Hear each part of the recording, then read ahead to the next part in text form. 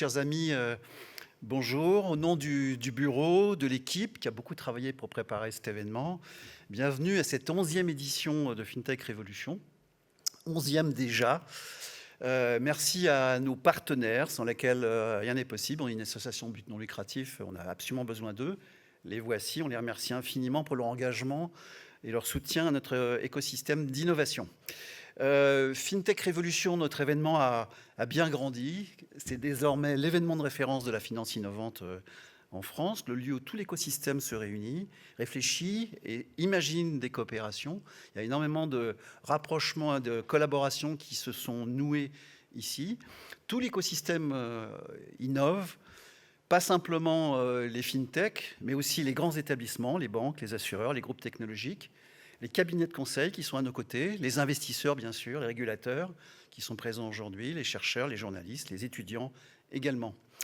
Une 11e édition qui signe son grand retour à Station F, que nous avions quitté il y a quelques années, avec une sorte de retour aux sources, mais avec plein de nouveautés, vous allez voir tout au long de la journée, dans les formats, les contenus et les contributions.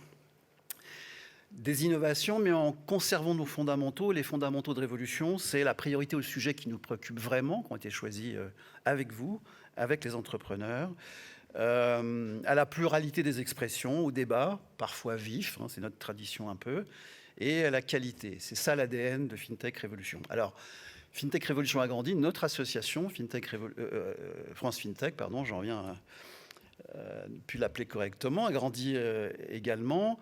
Elle se réinvente beaucoup dans ses propositions de services, dans ses ambitions, mais elle aussi reste fidèle à ses missions premières, je vous les rappelle, contribuer à l'émergence de champions français et européens, à l'emploi qualifié, au développement soutenable, au financement de l'économie réelle, à l'inclusion et à l'éducation financière. Ce sont ces thèmes qui vont nous animer aujourd'hui à travers de nombreuses conférences, des masterclass et bien entendu des échanges informels qui sont essentiels dans ce genre de rencontres. En quelques mots, où en est la finance innovante?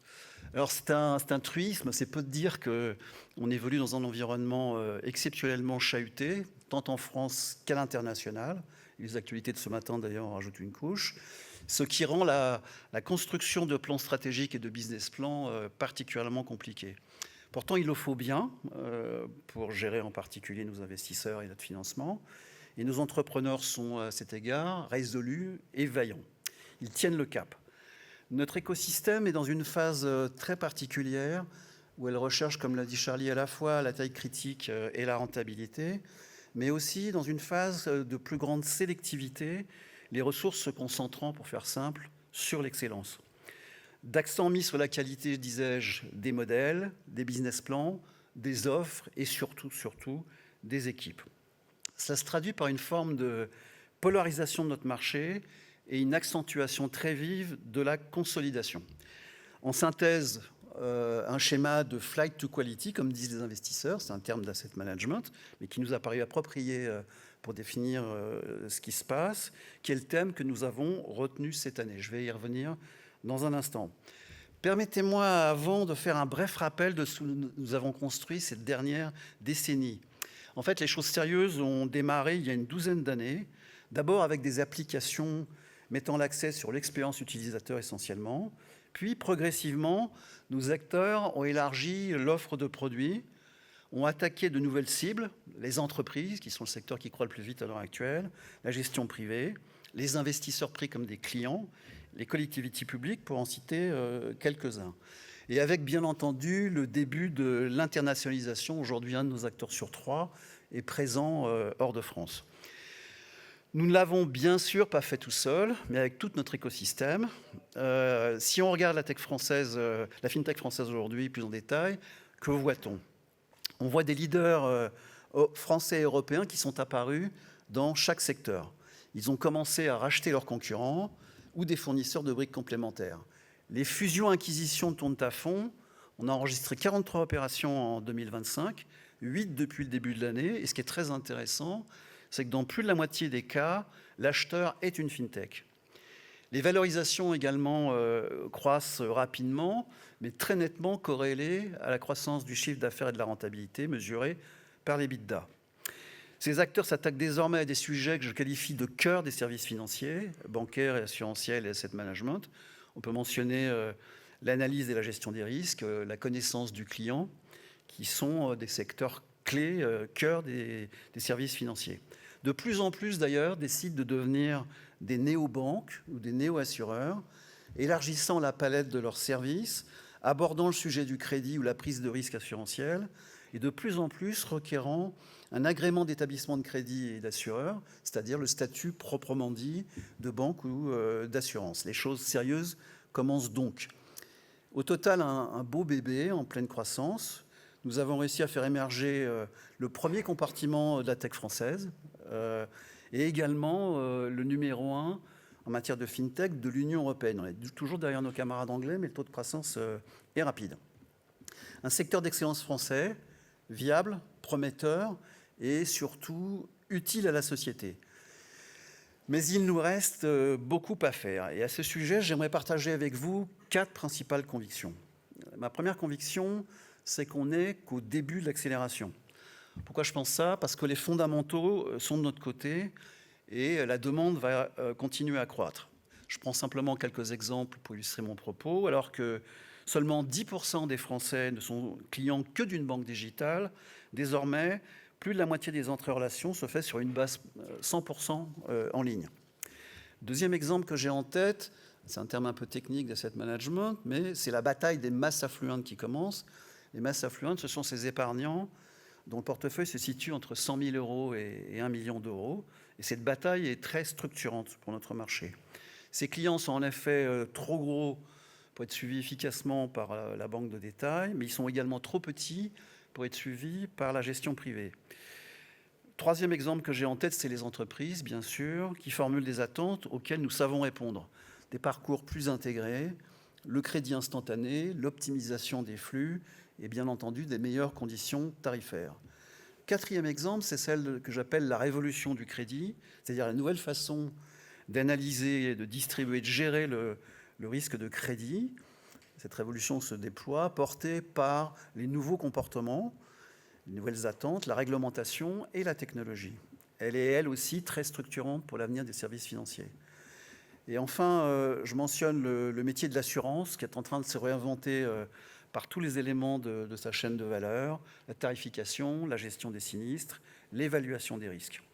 Plus globalement, je considère qu'il reste un vaste champ d'innovation encore non exploré, lié bien entendu à l'introduction de l'intelligence artificielle, de la tokenisation des actifs, qui est un sujet très important pour nous, mais bien évidemment les stablecoins, les marchés prédictifs, pour mentionner 2 développements les plus récents.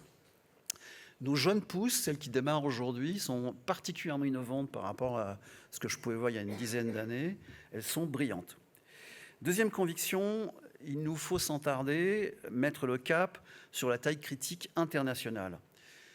Ma conviction, c'est qu'il n'y aura pas de place pour tout le monde et qu'il faut être grand, non comme une fin en soi, mais pour investir, acquérir et mobiliser des économies d'échelle. Notre horizon immédiat, notre jardin domestique, c'est l'Europe, c'est l'Union européenne.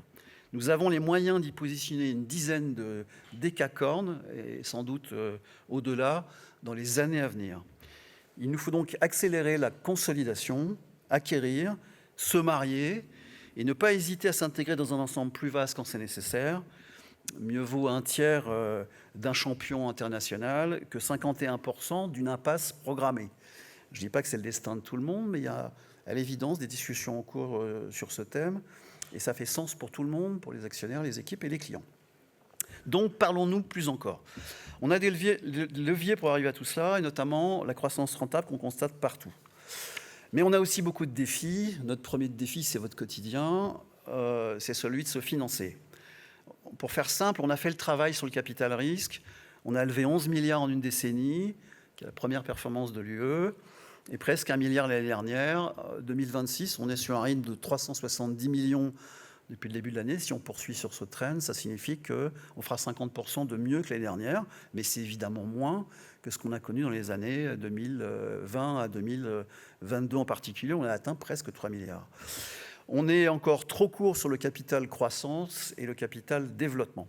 La cotation, pour sa part, a commencé, mais elle démarre doucement. On a 2 fintech cotées et d'autres qui sont sur le point de l'être. Alors encore faut-il que nos acteurs et intérêt à rester en France et se coter à Paris, non pas simplement au Nasdaq, c'est un combat, parce qu'il y a une forte pression évidemment, une forte attraction sur le plus grand marché de cotation de la technologie du monde, mais ce combat mérite d'être conduit. Notre troisième défi, c'est celui de la valorisation. On manque encore de poids lourds à cet égard. On n'a pas encore des Stripe ou des Revolut. Revolut a mis forcément la barre très haut. On a 14 licornes. On a quelques acteurs qui sont maintenant significativement au-dessus de 5 milliards. Je mentionnerai bien entendu Alan et Quanto. Je voyais Alexandre tout à l'heure. Félicitations pour cette merveilleuse croissance. Mais on vaut encore quelque chose comme 3 fois moins que les Américains pour les mêmes paramètres d'activité. Et c'est ça qu'il faut traiter. Alors pourquoi on cote encore moins en termes de multiples? Essentiellement, le contexte local, le contexte politique, économique, fiscal, le retard d'intégration au sein de l'Union européenne, qui est un vrai sujet. On avance, certes, mais pas assez vite. L'avant-dernier défi, c'est de gérer des ensembles plus complexes.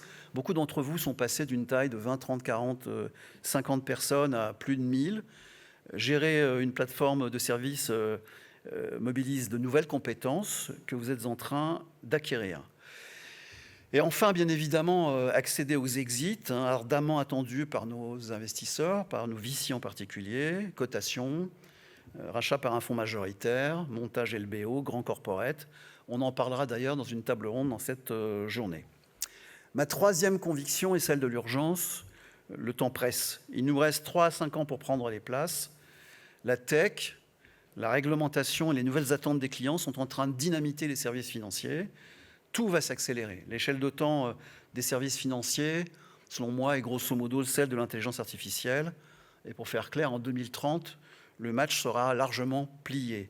Nous devons y prendre toute notre place et nous devons surtout avoir un fort sentiment d'urgence. Or, il nous faut investir dans un contexte dans lequel la visibilité macro est très faible. Ma conviction évidente, c'est qu'elle restera très faible dans les années à venir et que les tensions sur les financements demeureront fortes. Il nous faut faire avec et raisonner en stress test, être solide, autonome, rentable et audacieux.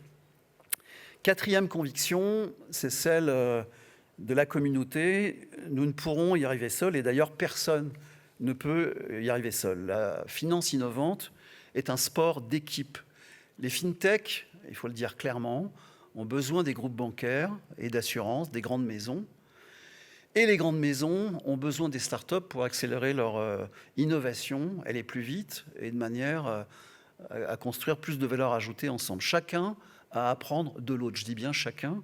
Quelquefois, on entend d'un côté ou de l'autre une forme d'assurance excessive. Et pour une bonne partie, le mouvement viendra de notre coopération. D'ailleurs, la vraie menace vient d'ailleurs, des big tech en particulier, qui s'intéressent de plus en plus aux services financiers. Nous avons besoin plus que jamais de faire écosystème, avec nos investisseurs évidemment. En partant de presque rien en capital risque, nous nous sommes hissés à la tête de l'UE, mais il nous reste, comme on l'a vu, le cap dev à pousser. Nous avons également besoin des politiques et des autorités. Tout le monde, les grands acteurs et les petits, a besoin d'un cadre législatif et réglementaire protecteur, bien sûr, mais stable et aussi compétitif. Un cadre réglementaire doit être compétitif. Nous avons besoin d'une pause réglementaire. Nous avons subi plusieurs chocs au cours des années précédentes de ce point de vue, d'une supervision plus souple et plus réactive. J'appelle évidemment à la fin des distorsions de concurrence réglementaire en Europe. On a eu l'occasion d'en parler avec la Commission encore hier. Des empilements de précautions et de l'imprévisibilité des procédures d'agrément.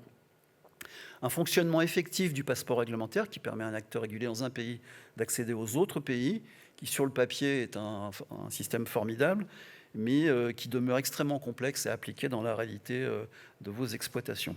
Nous avons besoin de réformes urgentes. Je pense en particulier à l'instauration de l'épargne par capitalisation pour compléter la répartition. L'une ne s'oppose pas à l'autre. Protéger le patrimoine des Français, financer les entreprises et l'innovation.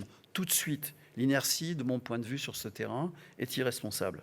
Le 28e régime, dont on parlera, qu'évoquait Charlie tout à l'heure, dont on parlera plus tard, c'est-à-dire la possibilité de créer des filiales en Europe en 2 jours pour 100 € et de traiter nos salariés de façon uniforme et l'union de l'épargne et de l'investissement comme première étape de création d'un grand marché européen intégré. Puis FIDA, bien sûr, qui est un mot un peu électrique dans notre communauté, pour rendre aux citoyens la propriété de ces données et lui offrir de nouveaux services avant que les big tech, les GAFAM, le fassent à notre place. Vous l'aurez compris, on a du pain sur la planche et beaucoup de projets.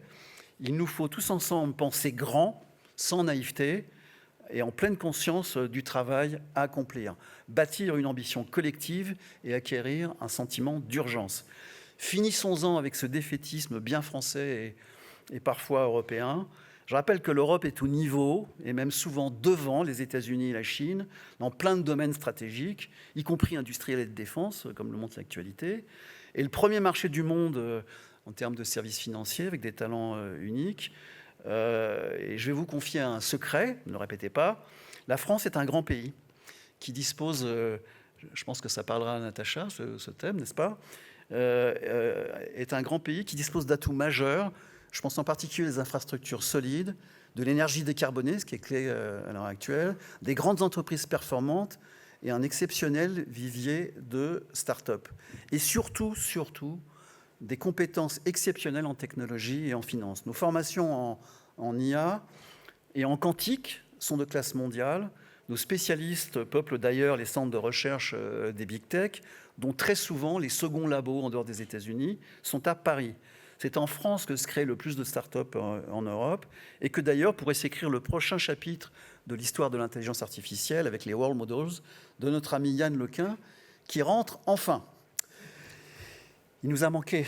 Il ne nous manque que de la politique et du courage. Une vision claire de l'ambition et des décisions. Alors je sais, quand j'ai dit que ce n'est pas le plus facile à mettre en œuvre, comme l'a montré l'expérience récente, mais cela peut intervenir en quelques mois, alors que construire nos atouts, compétences, énergie, infrastructures, prendrait des décennies à un pays qui s'y mettrait maintenant et qui pourrait parfaitement échouer à y arriver. Alors ne jouons pas en défense, mais résolument à l'attaque. Nous sommes légitimes, soyons fiers de ce que nous sommes, de nos talents et de nos valeurs. Notre principal obstacle est notre doute. Pour moi, il n'y a qu'une seule option, l'offensive, l'audace. N'ayons pas peur. Coopérons, faisons écosystème, sans négliger la manière, l'utilité et les valeurs. Volons ensemble vers l'excellence et la victoire. Let's fly to quality.